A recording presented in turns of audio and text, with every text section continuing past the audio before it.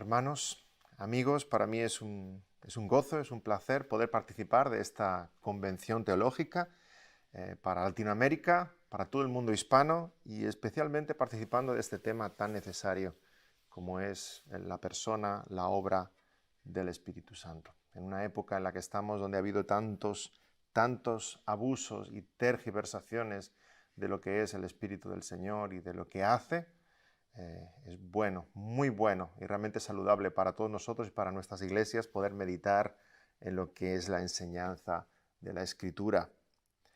Vamos a tener una palabra de oración brevemente. Vamos a pedir la dirección del Espíritu del Señor. Señor, te rogamos que tú seas glorificado. Señor, a pesar de nuestra flaqueza, de nuestra debilidad, Señor, a pesar de nuestra incompetencia, tantas veces somos instrumentos tuyos porque es tu Espíritu el que trabaja en nosotros, es tu Espíritu el que habla. Señor, queremos que una vez más tú seas glorificado, que tú conduzcas nuestros pensamientos y que, Señor, el estudio en este momento, en esta hora, sea de edificación para todos. Te lo rogamos en el precioso nombre del Señor Jesús. Amén. Amén. Vamos a estar en esta ocasión meditando sobre Efesios capítulo 5 y la plenitud o la llenura del Espíritu Santo. Seguramente todos nos hemos encontrado en alguna ocasión en una situación parecida a esta. Hemos preparado un regalo para un niño, nuestro hijo, nuestro sobrino. Hemos traído ese regalo en un día especial, como puede ser un cumpleaños.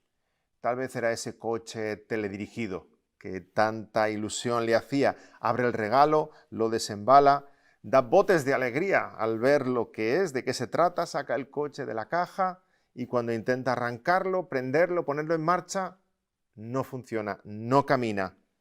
Miramos las instrucciones y lo decía bien claro, no nos dimos cuenta cuando lo compramos. Está ahí una etiqueta, una pegatina con letras rojas, pilas no incluidas. No tiene baterías, así que hay que esperarse al día siguiente a comprar unas. Pero qué decepción para el pequeño, ¿verdad?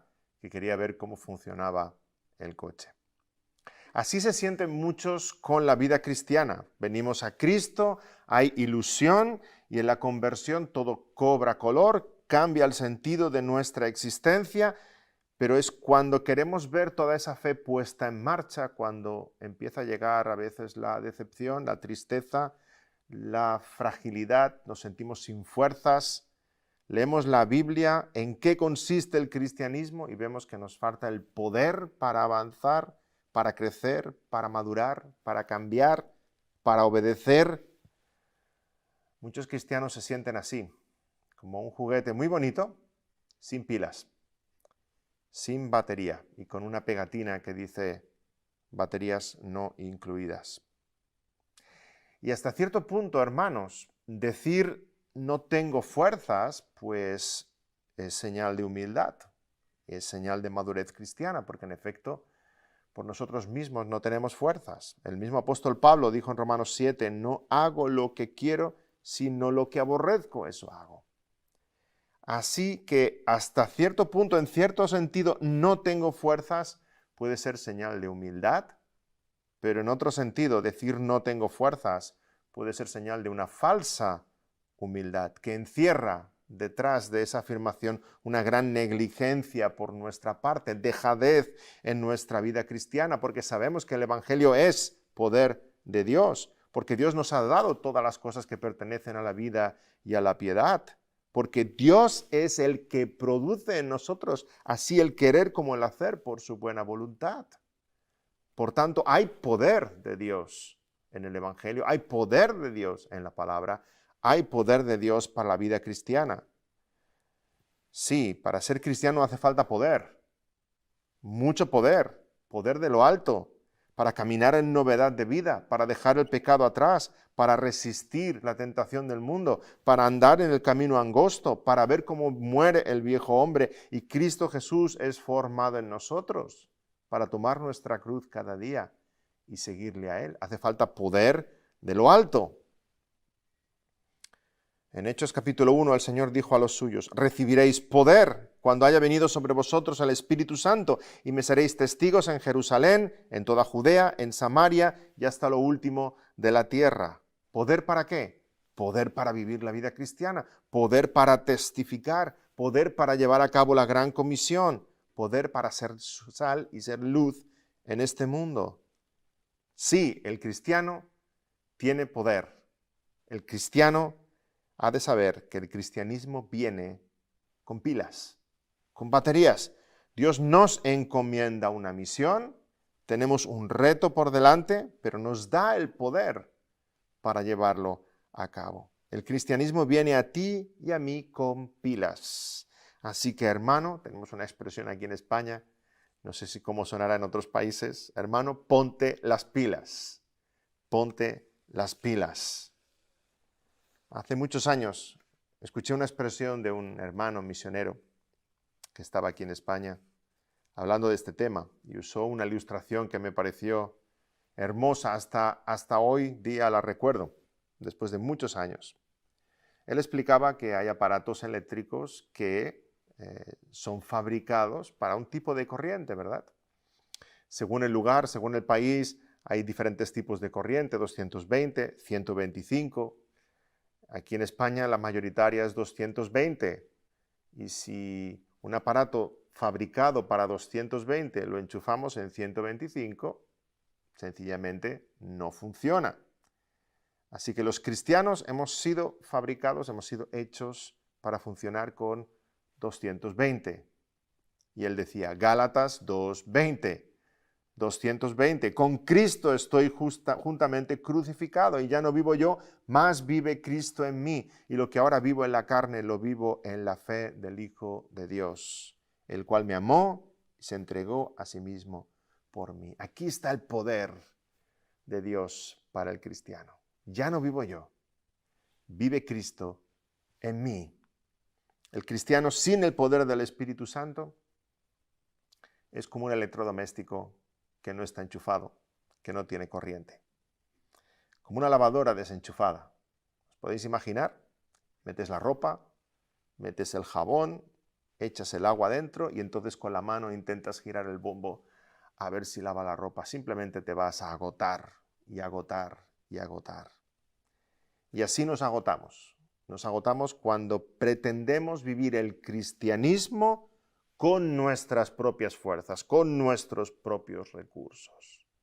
Pero una lavadora a 220, enchufada, funciona de maravilla.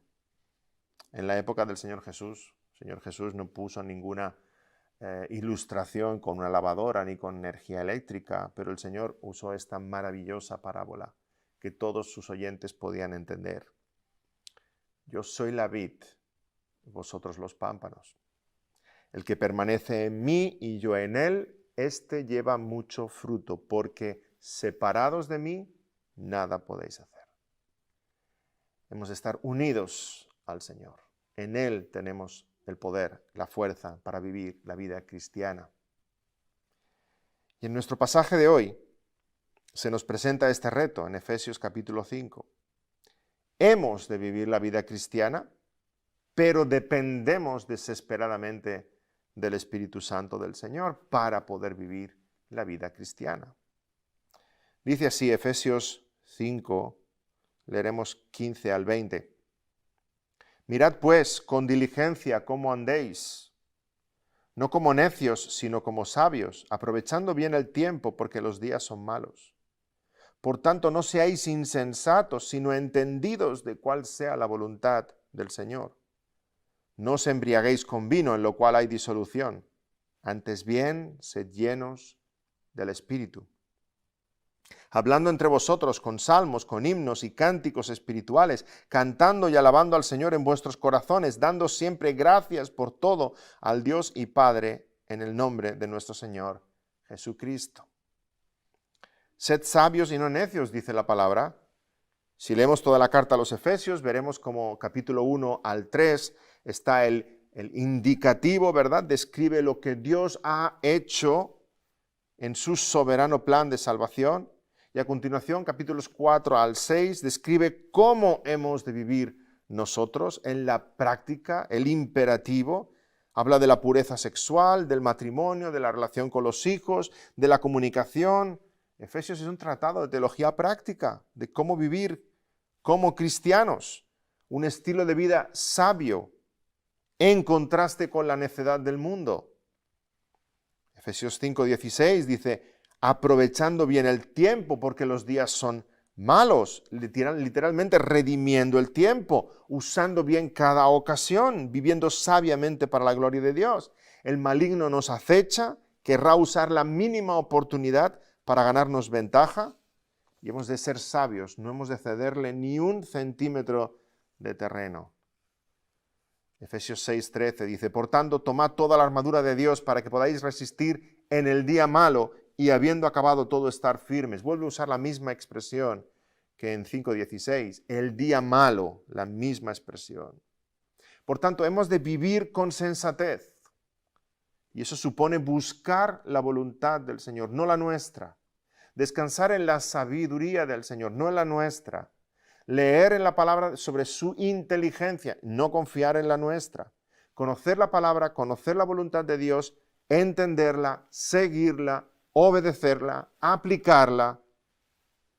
Aquellos que viven según su propio criterio son necios, pero los sabios dependen de la voluntad de Dios, que es agradable y perfecta. ¿Vemos el tono de urgencia de este pasaje en las palabras del apóstol Pablo? Está diciendo, hermanos, dejémonos de cosas absurdas, de decisiones insensatas, centrémonos en lo que es realmente importante. Estamos en una batalla espiritual, hermanos. Los días son malos, el enemigo acecha. No es hora de emborracharse con vino, que no aprovecha para nada, sino de ser llenos del Espíritu. Qué contraste tan tremendo entre estas dos acciones. Y nos preguntamos, ¿qué es esto de ser llenos del Espíritu? El contraste está a modo de ilustración. El contraste es espectacular. No os embriaguéis con vino, en lo cual hay disolución, antes bien sed llenos del Espíritu. En su deseo de hacernos ver lo que supone vivir una vida sabia, el apóstol compara ser llenos del Espíritu con emborracharse. Dicho de otro modo, está comparando lo más sabio de lo sabio, ser llenos del Espíritu, con lo más necio de lo necio, emborracharse con vino. Como en todas las ilustraciones, hay similitudes y hay contrastes. Evidentemente, podemos decir, no tiene nada que ver ser lleno del Espíritu con emborracharse, pero el apóstol hace la ilustración porque tiene mucho que ver ser lleno del Espíritu con emborracharse. Es una poderosa herramienta didáctica para que comprendamos una verdad espiritual. Y en primer lugar, aclarar que Pablo no está hablando aquí del vino como tema. Su tema es el espíritu, no es el vino. Así que no voy a dedicar ni un minuto de mi tiempo a hablar sobre el vino, si es bueno, si es malo, si beber, si no beber. Eso puede quedar para otro sermón, para otro estudio, ¿verdad? No es el tema, no es el punto aquí, sino enseñarnos los grandes beneficios de ser llenos del Espíritu Santo. Y déjame que tome esta comparación de Efesios 5, de ser llenos de vino o ser llenos del Espíritu, y quisiera trazar 4 paralelismos, 4 similitudes entre una cosa y la otra. ¿En qué se asemeja ser llenos de vino a ser llenos del Espíritu? 4 similitudes. En primer lugar, el vino ahuyenta el temor. Sí, de hecho, no hay nadie más valiente que un borracho, ¿verdad? El borracho salta a la plaza de toros y se cree que lo va a hacer mejor que el torero, salta al campo de fútbol y quiere tirar él el penalti. El borracho se mete en la carretera y se pone así con una mano al frente para parar un camión, pero su valentía es estúpida, su valentía es necia, su valentía es vana, ridícula, esperpéntica. Después que se le pasa la borrachera, no ve su valentía como valentía, sino como locura, como necedad, como estupidez. Si alguno de sus amigos ha hecho un vídeo en aquel momento y lo ha colgado en YouTube, ya está corriendo detrás de ellos, pidiéndoles, suplicándoles que lo quiten de allí, porque es vergonzoso, es vergonzoso.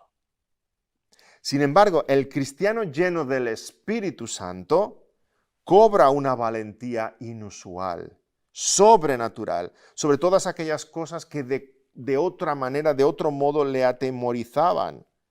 Una valentía gracias al poder del Espíritu en él. Es capaz de testificar de su fe, es capaz de resistir la tentación, es capaz de vencer el bien con el bien el mal, es capaz de soportar el rechazo, de soportar la burla y la persecución. El vino te hace perder el temor para poder ser más necio aún. El Espíritu Santo te hace vencer el temor para la gloria de Dios. Así que podemos preguntarnos tú y yo, delante de este pasaje, ¿a qué le tememos? ¿De qué maneras la presencia del Espíritu ahuyenta el temor en tu vida? ¿Temes al futuro? ¿Temes a la muerte? ¿Temes a los hombres? ¿Temes a la calamidad? Están solamente con el poder de Dios en tu vida, con el Espíritu, que ese temor se va a alejar y vas a poder vivir para la gloria de Dios. Necesitas ser lleno del Espíritu, que ahuyenta cualquier temor y te da una profunda confianza y serenidad en el Dios soberano. La segunda línea, la segunda similitud que podemos trazar es la siguiente. El vino alivia las penas. Alivia las penas. Puede que ninguno de los que estéis escuchando se haya emborrachado jamás, pero aún así hemos visto algún borracho. El vino alivia las penas. Se emborracha aquel que le ha abandonado a la novia, aquel que ha perdido su negocio o tiene problemas en casa, sale y se emborracha. Pero ese alivio es por un rato, insensibiliza el cuerpo y el alma, te hace menos persona, te apaga, pero no se trata de un alivio temporal, se trata de un alivio pasajero. Conduce más y más a una vida desordenada, no hay provecho. Lo mismo que decimos del vino lo podemos decir de las drogas, del juego, de la comida. Realmente son formas de evadirse de la vida y que nos dan cierta anestesia para el alma. Pero al contrario sucede con el Espíritu Santo. Sí, alivia las penas, pero de otra manera completamente diferente. Si bien el vino trae alivio haciéndonos insensibles a la vida terrenal, el Espíritu nos trae alivio haciéndonos sensibles a la vida celestial. Nos acerca a lo eterno. El Espíritu sana nuestras heridas, pero no porque las esconda, sino porque las cura con grandes verdades de Dios. Sea cual sea tu dolor, puedes acudir al Señor, el gran médico del alma. Y el Espíritu te reconforta, te consuela, te fortalece. Necesitamos ser llenos del Espíritu Santo, donde encontraremos el verdadero alivio a las penas y a las heridas de nuestro caminar como cristianos. Una tercera comparación o similitud es el siguiente. El vino transforma el carácter. Transforma el carácter. Sí, aquel que ha bebido más de la cuenta se transforma como el Dr. Jekyll y Mr. Hyde, ¿verdad? Se vuelve irascible, gruñón, impertinente, violento, impaciente, egoísta, y después de comportarse como un bruto, después se le pasa la borrachera y dice, lo siento, no era yo no quería decir, yo no quería hacer. Así con el Espíritu Santo, el Espíritu del Señor transforma nuestro carácter hasta el punto de no reconocernos a nosotros mismos. Gloria al Señor. Pero no nos transforma para hacernos peores, como el vino, nos transforma para hacernos mejores, para la gloria del Señor Jesús. El Espíritu Santo moldea nuestro corazón de forma que cada vez es más semejante al del Señor Jesucristo. De modo que el fruto del Espíritu es amor, gozo, paz, paciencia, benignidad, bondad, fe, mansedumbre, templanza. El necio, dominado por el vino, dice con tristeza, ese no era yo, el vino me hizo ser así. El creyente, guiado por el Espíritu, dice con alegría, este no soy yo, es el Espíritu Santo en mí. ¿Y no necesitamos tú y yo ser cambiados? ¿No necesitamos que nuestro carácter se transforme? ¿Acaso no necesitamos cambiar? Tú sabes que necesitas cambiar, como yo sé que necesito cambiar. Necesitamos cambiar y ser más pacientes, más gozosos, templados, prudentes. Solamente Dios y el ministerio del Espíritu Santo en nuestros corazones puede transformar nuestro carácter para hacerlo más semejante al del Señor Jesucristo. Amén. En cuarto y último lugar, el vino nos hace hablar. El vino nos hace hablar. El borracho empieza a hablar, y hablar, y hablar, y no hay quien lo pare, ¿verdad? Habla por los codos, pero habla tonterías, habla perversidades. Va por la calle gritando, cantando, insulta a la gente, suelta improperios, empieza a criticar al gobierno, empieza a criticar a su mujer, empieza a criticar a todo el mundo, abrazado a una farola a las 4 de la mañana hasta que los vecinos llaman a la policía. Sucede todo lo contrario cuando hablamos del ministerio del Espíritu Santo. Mientras el vino te hace hablar como un demonio, el Espíritu Santo te hace hablar como un ángel enviado del Señor. Y aquí no estoy hablando del don de lenguas ni nada parecido, sino el don de lengua, el controlar y dominar la que tenemos. En algunos contextos cristianos, tristemente, se habla de estar llenos del Espíritu y eso supone caerse por el suelo, decir cosas incomprensibles.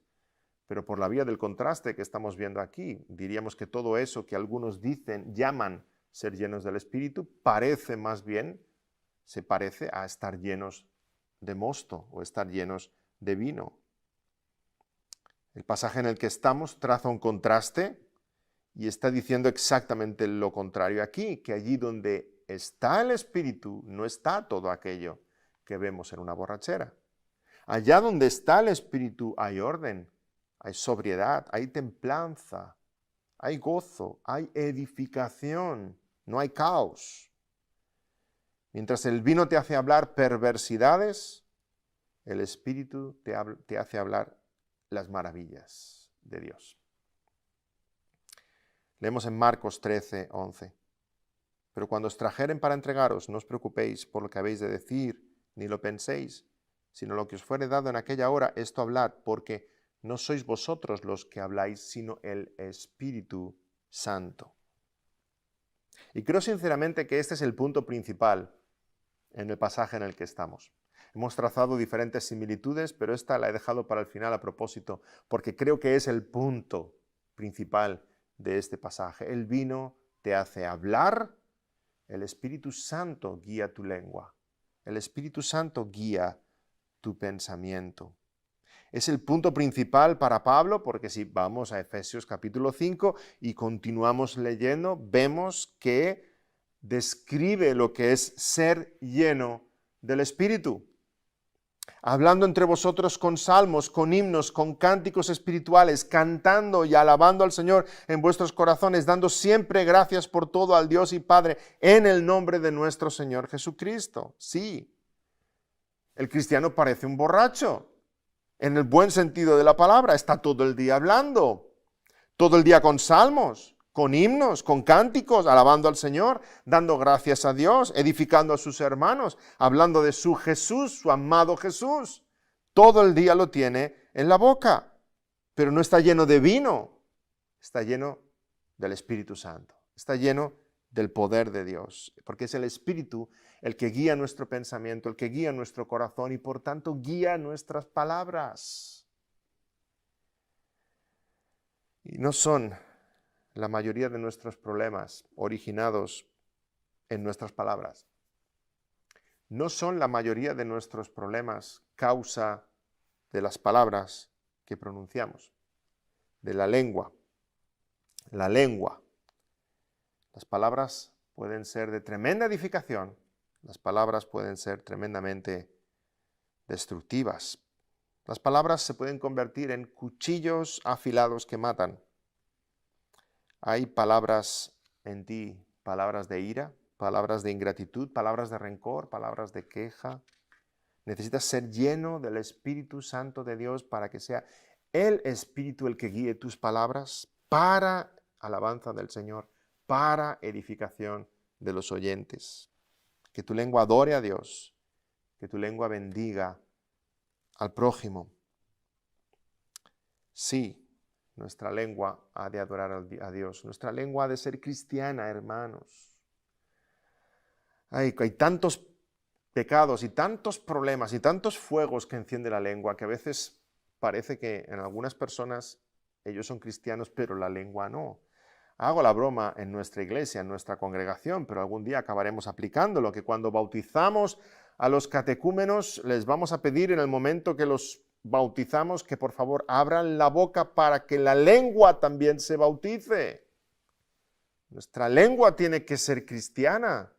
Nuestra lengua tiene que estar centrada en alabar al Señor y en edificar al hermano, en cumplir los dos grandes mandamientos: amar a Dios sobre todas las cosas y al prójimo como a nosotros mismos. Pero esto solo es posible con el poder de Dios y esa llenura del Espíritu que va a dominar nuestro corazón, nuestro entendimiento.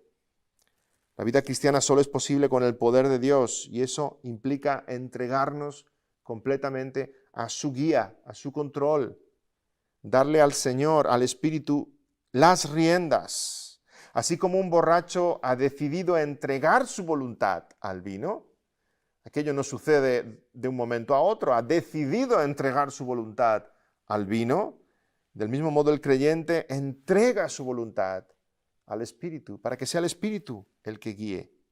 Y las palabras del apóstol Pablo son un mandato de parte de Dios. Sed llenos, no es un consejo. Sed llenos, es un imperativo, no es opcional. Sed llenos, se trata de un estilo de vida en el cual continuamente nos sujetamos al Espíritu del Señor. Y Dios nos llena con su Espíritu, nos bautiza con su Espíritu en el momento de nuestra conversión, pero la palabra dice que somos y hemos de ser llenos. Es una responsabilidad, es un deber cristiano crecer en esa plenitud, de modo que el Espíritu Santo gobierne hasta el último rincón de tu corazón, en todas las provincias de tu alma, plenamente sobre tu vida, en tus pensamientos, sentimientos, voluntad, capacidades, sueños, metas, anhelos. Y a la vez que es un imperativo, sed llenos, también reconocemos que sed llenos es una expresión en pasivo. No dice llénate del Espíritu, dice sed llenos del Espíritu. Lo tienes que hacer, pero solamente Dios lo puede hacer. El cristiano busca entonces la llenura del Espíritu Santo sujetándose humildemente al gobierno de Dios. Sed llenos. Y está en plural. No es para algunos, es para la iglesia. No es para algunos súper espirituales. No es solo para los pastores o los maestros o los diáconos. Sed llenos. Es para todo el creyente. Sed llenos del Espíritu Santo. Y es algo que ha de suceder de forma continua a lo largo de nuestra vida cristiana. Hemos de ser llenos y seguir estando llenos del Espíritu, controlados por Él, guiados por Él. Él manda, nosotros obedecemos. Él guía, nosotros seguimos. Y aquí quisiera ser práctico también para hablar de este tema de la llenura. ¿Cómo puedo ser lleno del Espíritu Santo? Esta expresión, ser lleno, se encuentra otras veces en la Escritura. Por ejemplo, en Lucas 4:28 se nos dice que los fariseos se llenaron de ira contra Jesús. En Hechos 13:45 dice que algunos judíos resentidos con Pablo y con Bernabé estaban llenos de celos. Así que en general esta expresión de ser llenos de se refiere a que algo se convierte más grande y más fuerte y más influyente que tú. Los fariseos se dejaron guiar por la ira. Aquellos que estaban resentidos con Pablo y Bernabé fueron los celos los que gobernaban sobre ellos. Y en tu caso y en mi caso, ser llenos del Espíritu significa que es el Espíritu el que domina, el que influye, el que gobierna El Espíritu es más fuerte que yo. Él es el que me guía. ¿Cómo puedo ser lleno del Espíritu Santo? En primer lugar, necesitas recibir el Espíritu Santo. En el momento de la conversión recibimos el Espíritu del Señor. Cuando Pedro vio que los romanos también se entregaban a Cristo, dijo en Hechos 10:47, ¿puede acaso alguno impedir el agua para que no sean bautizados estos que han recibido el Espíritu Santo también como nosotros? El Espíritu Santo aplica la salvación que el Hijo logró en la cruz, que el Padre ordenó en la eternidad. El Espíritu Santo nos convence de pecado, nos transforma por completo. Pero sabemos que aún reside en nosotros la vieja naturaleza que quiere aflorar, que quiere resurgir. Y en la conversión se inicia esa batalla contra el pecado que llamamos santificación. Gálatas 5:16. Digo pues, andad en el Espíritu y no satisfagáis los deseos de la carne. Y ahí en esa santificación necesitamos la guía y la asistencia continua del Espíritu Santo para batallar contra el pecado y la tentación del mundo. La relación con el Espíritu empieza en el nuevo nacimiento. Es entonces cuando empezamos a vivir una vida de arrepentimiento, de fe, dependiendo de la palabra del Señor, guiados por el Espíritu del Señor. Así que si quieres tener una relación con el Espíritu Santo, en primer lugar has de nacer de nuevo a la fe. Arrepiéntete de tus pecados, cree en el Señor Jesucristo de todo corazón y Dios te conceda el don del Espíritu Santo. Recuerda el encuentro de Jesús con Nicodemo. ¿Qué hay que hacer?, dice Nicodemo. Y el Señor le dice, el viento sopla de donde quiere y oyes su sonido, mas no sabes de dónde viene y a dónde va. Así es todo aquel que es nacido del Espíritu. Si ya tienes el Espíritu del Señor, si ya eres del Señor, un segundo consejo, un segundo paso, no entristezcas al Espíritu. Si ya eres de Cristo, entonces eres templo del Espíritu Santo, no puede haber mayor convivencia con Dios, mayor intimidad y cercanía que la del cristiano con Dios en la presencia del Espíritu, que nos guía, que nos convence de pecado, que nos guía a la verdad, que nos da la sabiduría necesaria para agradar al Señor, que nos ilumina cuando leemos las Escrituras, que guía nuestras acciones y nuestros pensamientos. Pero podemos contristar al Espíritu cuando vamos en dirección contraria, cuando pecamos, cuando nos apetecen las cosas del mundo, cuando no honramos a Dios con nuestra mente. Efesios 4:30, no contristéis al Espíritu Santo de Dios, con el cual fuisteis sellados para el día de la redención. Cuando resistimos a la obra transformadora del Espíritu Santo, la palabra de Dios describe eso de diferentes maneras. Hechos 7:51 dice resistir al Espíritu. Primera Tesalonicenses 5:19 dice apagar al Espíritu. Y Efesios 4:30 habla de entristecer al Espíritu. Pero de todas ellas, seguramente entristecer es la que expresa más la relación de amor entre Dios y el creyente, porque el que ama y es defraudado queda entristecido. Cuando un matrimonio, uno de los dos hace algo que defrauda al otro, o uno es infiel, produce tal tristeza en el cónyuge. Del mismo modo, el creyente sabe que sus acciones, sus palabras, sus pensamientos pueden entristecer al Espíritu Santo de Dios, en esa intimidad tan hermosa que hay entre el Espíritu y el creyente que habita en él. Si quieres ser lleno del Espíritu, no le entristezcas. Confiesa tu pecado al Señor, aléjate del mal, aparta de ti todo aquello que sabes que estorba esa relación de amor entre tu corazón y el Espíritu del Señor. Como un esposo apartará de su vida todo aquello que hace infeliz a su esposa para tener un matrimonio feliz. Y en tercer y último lugar, abunda en la palabra. Ser llenos del Espíritu no es algo místico o irracional o meramente sentimental que uno pueda entender a su manera. Hemos de ser llenos de la palabra. Colosenses 3:16, encontramos una expresión del apóstol Pablo muy similar a la de Efesios 4:18, solo que en vez de decir sed llenos del Espíritu, dice la palabra de Cristo more en abundancia en vosotros, enseñándoos y exhortándoos unos a otros en toda sabiduría, cantando con gracia en vuestros corazones al Señor con salmos e himnos y cánticos espirituales.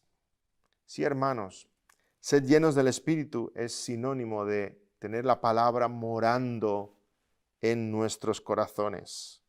Porque en la batalla de la vida cristiana hemos de tomar la espada del Espíritu, que es la palabra de Dios. Espíritu y palabra no están en oposición, sino en perfecta sintonía. Es el Espíritu Santo el que escribió la palabra. Y leemos la palabra iluminados por el Espíritu Santo, y estar llenos del Espíritu es estar llenos de la palabra, que es la espada del Espíritu. Si la palabra abunda en tu corazón, la palabra llenará tus pensamientos, estarás lleno del Espíritu, guiado por el Espíritu, entonces dejarás de hablar contigo mismo para empezar a predicarte a ti mismo. Hermanos, la fe cristiana no viene a nosotros como un juguete sin pilas.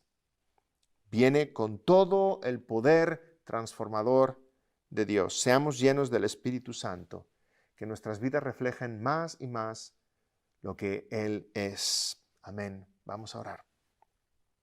Señor, gracias por tu palabra, porque es viva y eficaz y llega a nuestros corazones, Señor. Perdónanos cuando tantas veces contristamos al Espíritu. Ayúdanos a vivir llenos del Espíritu, guiados plenamente por tu Espíritu Santo. Señor, que el Espíritu guíe nuestros pensamientos y nuestras acciones, guíe nuestros motivos más profundos.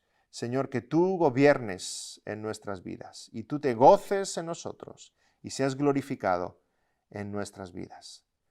Te lo rogamos en el precioso nombre del Señor Jesús. Amén. Amén.